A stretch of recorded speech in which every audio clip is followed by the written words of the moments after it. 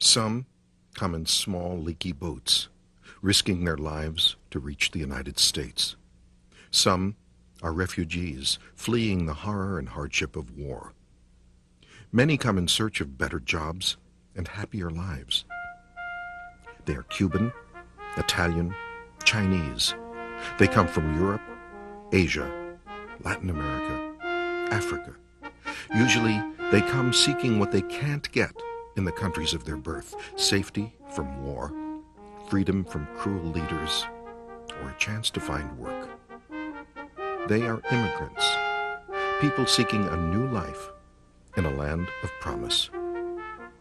Today's newcomers are only the latest to pass through America's golden door. Immigrants have been coming to this country since the 1500s, and for more than 100 years, the Statue of Liberty has stood in New York Harbor, greeting millions of would-be Americans at the end of their long journey to a new homeland. Whether our forebears were African, Dutch, Mexican, Vietnamese, or Polish, practically all of us, or our ancestors, came from some other part of the world.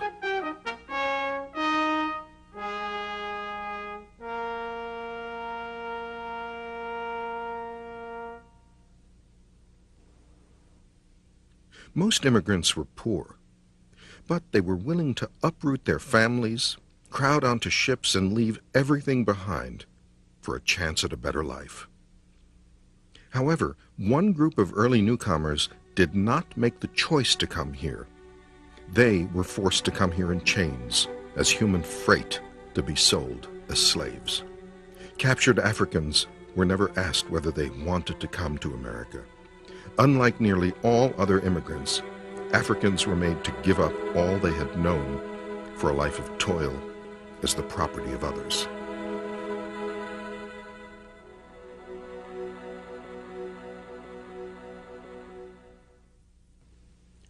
Most early immigrants to America came from Europe. European immigration happened in three major waves. The first wave began in the 1600s as settlers began arriving from places like Great Britain. Many, such as the Pilgrims, were seeking the freedom to follow their own religious ideas or to start a whole new way of life of their own choosing. In the late 1700s, the new steam-powered machines of Western Europe's Industrial Revolution helped increase the pace of immigration. The new machines often did jobs faster than human workers could. As a result, thousands of these workers lost their jobs, and many of them decided to begin a new life in America. The Industrial Revolution, poor harvests and famine, wars and revolutions drove millions of immigrants from Western European countries like Ireland, Germany, and Sweden after 1820. The second wave of European immigration had begun. One writer described a typical scene on one of the ships that took immigrants to America. Hundreds of poor people, men, women, and children of all ages, are huddled together without light, without air, wallowing in filth, sick in body, dispirited in heart. Passengers on these ships often suffered from measles, scarlet fever, and other diseases, and on each voyage, some of these passengers died. When the confused travelers arrived, they were often treated dishonestly by hotel owners, storekeepers, and others. Finding a place to live, a good job, and food to eat were all major problems for immigrants who did not speak or read English. Some immigrants could get help from family and friends who had already settled here, but others had no one to help them. Still, year after year, the immigrants kept arriving. In 1845, a disease ruined the potato crop in Ireland. About 750,000 people died of starvation. Because of this terrible famine, 1 million Irish immigrants fled to America. After 1885, the third wave of immigration began, this time from Russia, Poland, Italy, Greece, and other nations of Eastern and Southern Europe. Most of these immigrants were poor peasants who had lost their lands Others, such as Jews from Russia, were escaping cruel mistreatment for their religious or political beliefs. Steamship lines and railroad companies in America sent agents to Europe to encourage people to emigrate to what they called a land of opportunity, a land of second chance.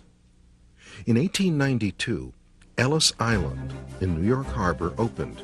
It became the main arrival point for millions of European immigrants. At Ellis Island, officials questioned immigrants about their education, political ideas and goals, and examined them to make sure they were healthy. But for the most part, there were few limits on immigration before the 1920s. Northern Europeans, who made up the first waves of immigrants, were often drawn to the farms, ranches, and small towns of the American frontier. But in the late 1800s, America's cities grew rapidly. The third wave of immigrants, those from Southern and Eastern Europe, mostly lived and worked in these cities. By 1900, more than a third of the people in New York City and about 3/4 of the people in Chicago were foreign-born. Immigrants often worked long hours at backbreaking jobs. Frequently, even their children had to work. Life for these factory hands and laborers was hard. But even so, it was still often better than the life they had left behind in the old country. And immigrants were active in organizing the first American labor unions to help poor workers win better treatment on the job. In schools, immigrants were encouraged to lose their foreign ways and become, above all, what were seen as good Americans, which usually meant becoming like the Americans who were already here. Immigrants were taught to regard America as a melting pot, that is, a land in which people with many different customs became more like each other.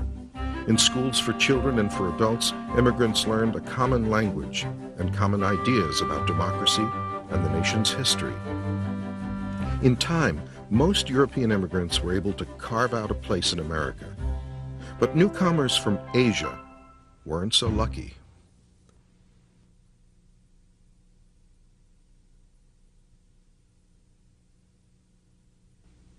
Throughout the early 1800s, only a very few immigrants were from Asia. But from 1860 to 1880, nearly 200,000 Chinese and Japanese laborers arrived in the West. They had heard the news of the discovery of gold in California, and they wanted to take part in the American dream. Most found jobs building the railroads, such as the Central Pacific Railroad, which were uniting the country and which were so important in the early development of America. But prejudice and fears about an Asian menace helped close the gates to most Asians. Some said Asians were willing to work long hours at very low pay and therefore were taking jobs away from white Americans. Popular prejudices about Chinese immigrants led many to view these newcomers as immoral, dangerous, and addicted to drugs. Sometimes American workers even used violence to scare and intimidate Asian immigrants. In 1902, Congress passed the Oriental Exclusion Act. It stopped most immigration from the Far East.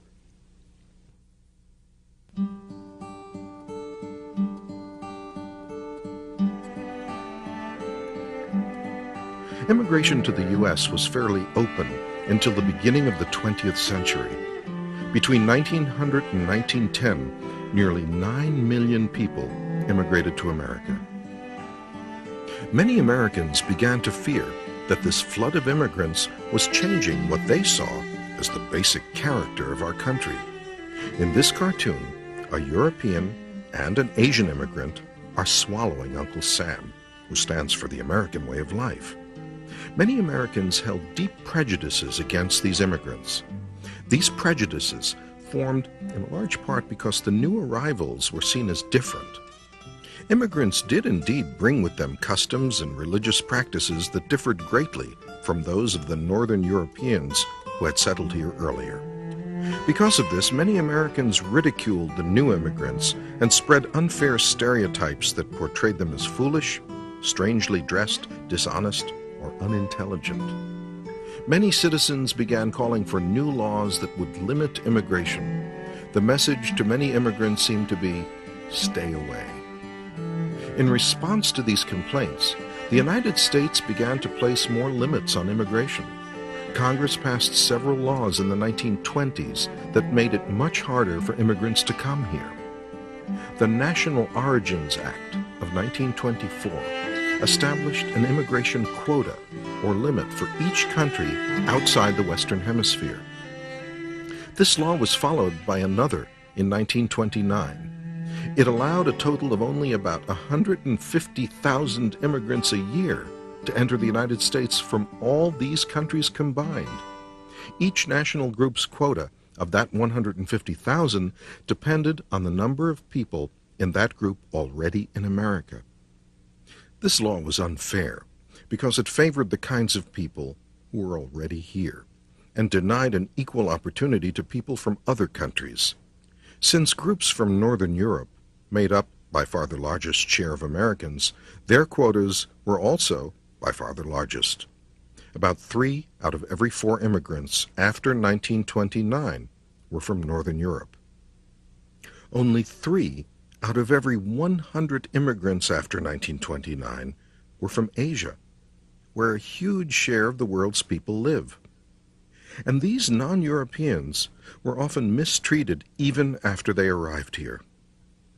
During World War II, thousands of Japanese Americans were forced from their homes and held in relocation centers, camps that were actually more like prisons. There was no reason to think these people would be disloyal during the war, but many Americans were so angry with Japan for attacking our country and so suspicious of all Asian immigrants that they used the war as an excuse to punish these Japanese Americans. After World War II, Presidents Truman, Eisenhower, and Kennedy all tried to end the unfair system of national quotas for immigrants, but for the most part, Congress refused to go along. Finally, President Lyndon Johnson succeeded in getting Congress to pass the Immigration Act of 1965. This new law helped win fairer treatment for those who wished to immigrate to America. It ended quotas for single nations. Instead, it set an overall limit of 290,000 immigrants, 170,000 from the Eastern Hemisphere and 120,000 from the Western Hemisphere. The act established a system favoring those with higher educations or special skills, and those with close relatives living here, such as husbands, wives, or parents, could enter without being counted as part of the total limit. A second immigration revolution had now begun. In the years since 1965, the United States has been open to people of all races, religions, and nations. Europe is no longer the main source of newcomers. Now, more than 4 out of every 5 immigrants are from Asia or Latin America.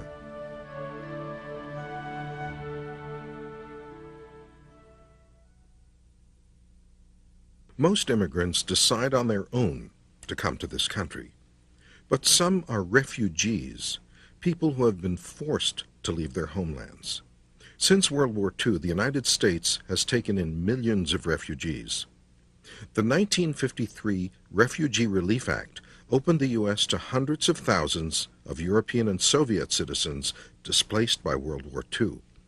Many of these refugees were escaping communist governments. In 1956, for example, 200,000 Hungarians fled their country after Soviet tanks crushed an uprising against Hungary's communist leaders. The U.S. also took in thousands of Chinese refugees fleeing the communist revolution there.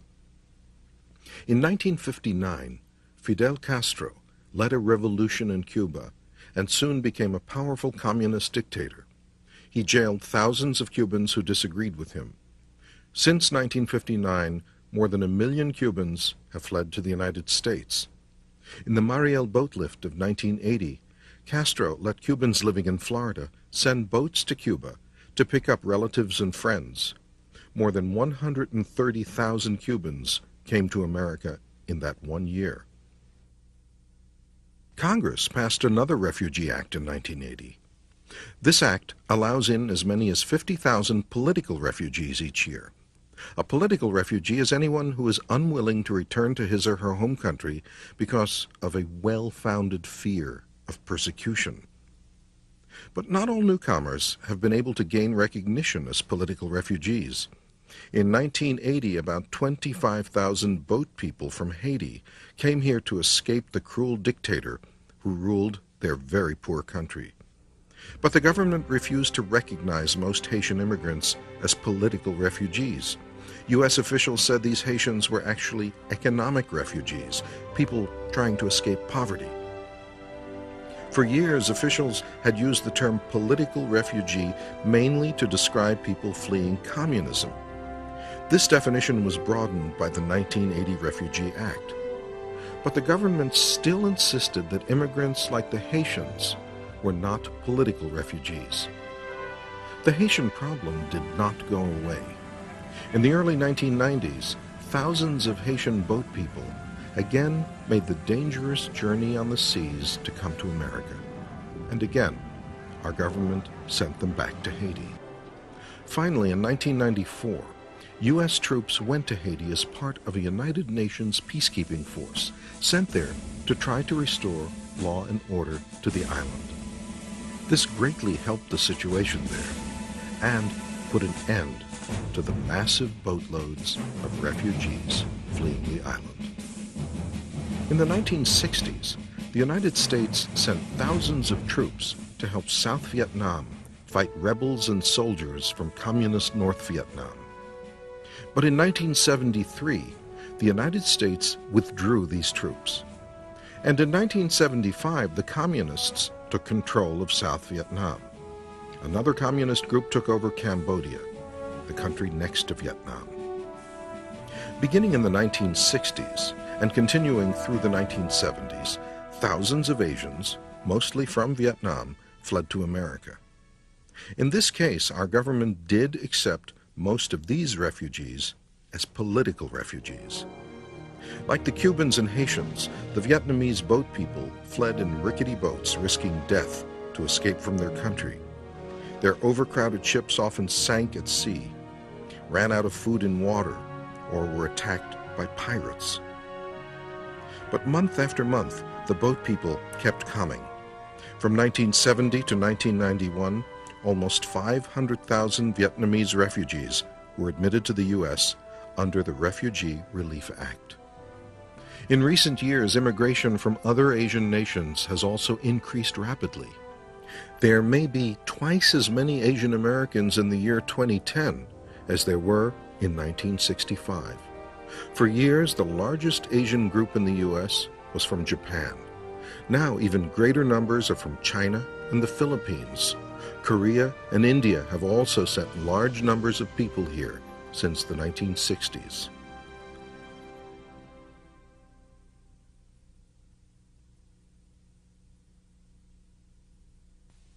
Immigrants today still face prejudice and resentment.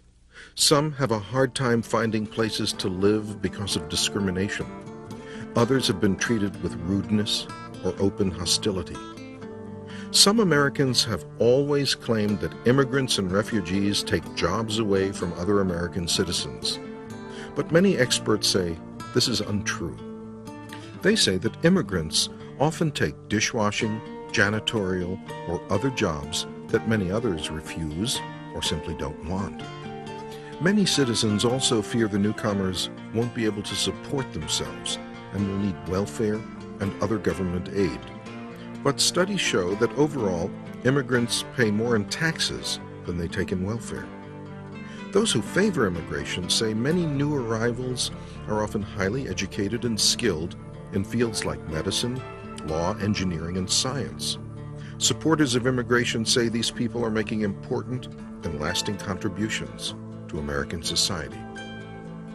But even those who favor immigration disagree about the number of immigrants the United States should accept. Can the United States find room for everyone who wants to come here? Officials worry, especially about the thousands of illegal immigrants who stream into the United States each year, despite the efforts to prevent this. The U.S. Immigration and Naturalization Service, or INS for short, is in charge of guarding our nation's long borders.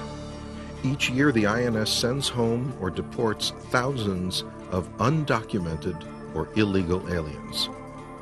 No one can be entirely sure how many illegal aliens are living in the United States at any one time. Experts suspect there are millions. Most illegal aliens are from Mexico. Until 1964, the U.S. government actually encouraged Mexican workers to cross the border for short periods of time to help harvest crops. But after the government decided to stop this immigration, the workers still came, illegally. In the mid-1980s, many lawmakers decided that new rules were needed to discourage illegal immigration.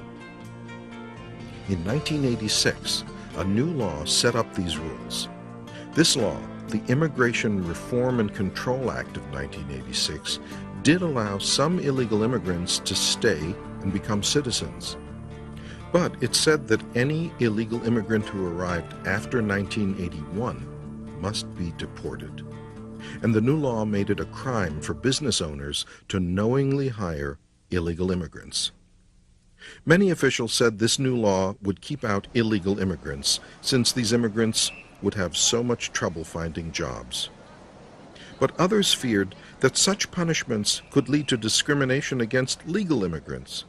They said employers might be afraid to hire any person with a Latino name for fear that person might be an illegal alien. This is what some people say is happening in California. In the mid-1990s, citizens there debated a controversial measure called Proposition 187, an attempt to deny certain rights and services to illegal aliens. Supporters of Proposition 187 said that illegal aliens should not get services like health care and public education that are paid for by legal U.S. citizens. But many U.S. citizens of Latino heritage felt the anti-immigrant feelings whipped up by this proposition turned California into an uncomfortable place for all people of Latin American heritage.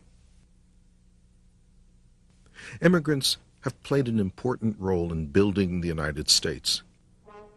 Immigrants settled land in the West. They helped build the railroads. They labored in steel mills, mines, and factories. They helped defend the nation in times of war. Many American immigrants have won worldwide fame for their achievements. Albert Einstein, Mikhail Baryshnikov, Gloria Estefan, Elie Wiesel, I.M. Pei, Andy Garcia, and Hakeem Olajuwon are only a few immigrants who became famous in this country because of their extraordinary achievements. Immigrants are still reinventing America with their culture, their energy, their hope. They are constantly adding their languages, arts, dress, foods, and other traditions to our ever-changing ideas of what it means to be an American. From its beginning, America has presented a golden door to the tired, the poor, the outcast people of the world. And unlike every other wave of immigration, the one taking place today includes large numbers of people from every region of the earth. More than ever before, poet Walt Whitman's words are appropriate. Here is not merely a nation, but a teeming nation of nations. How wide should the golden door remain open? No question is more important to the future of our country. According to one historian, one of the conditions of being an American is to be aware of the fact that a whole lot of people around you are different in their origins, in their religions, their lifestyles. Whatever decision is made about the current wave of immigration, one thing is certain: immigrants will continue to play a great role in shaping our country, just as they have throughout its history.